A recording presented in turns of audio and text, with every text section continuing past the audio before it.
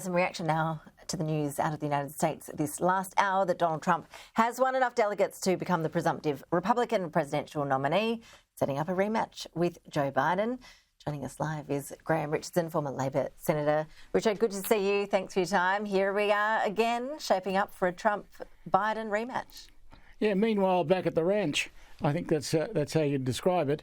I think it's very disappointing for the rest of the world, let alone for 350 million Americans, to think that the best they can do are these two old men, one of whom has never read a book, and the other one can't remember what room he's in.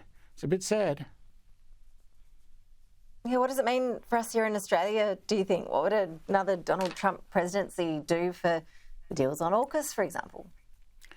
I don't really believe it would change much.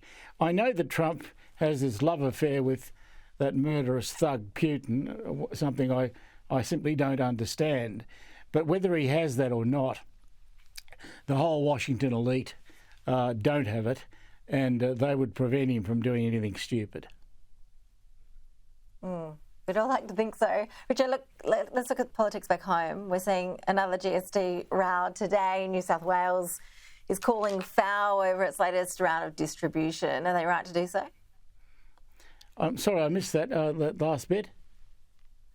I was just wondering your thoughts on the GST distribution. We've seen the New South Wales Premier, Chris Minns, today saying essentially that this is a joke, too much money is going to Victoria and, of course, Western Australia. What do you make of it? I mean, Anthony Albanese isn't in any position politically to change it, considering the seats that he needs in WA. He can't change it, and Chris Minns has a duty to whinge. And we've been hearing the same whinge for decades. It just goes on and on. Every year there's a complaint.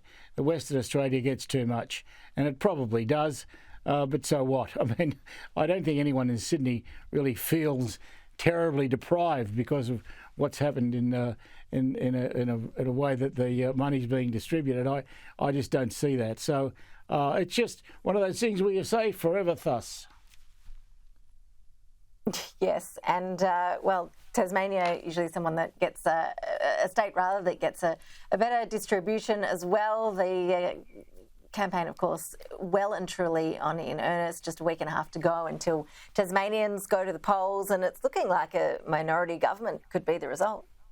Yeah, it certainly is. I mean, you got to remember that's a small place.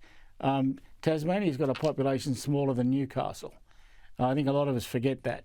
And so it doesn't take many votes to change things down there. If you've got enough cousins and friends and mates, you can achieve great things with very few votes.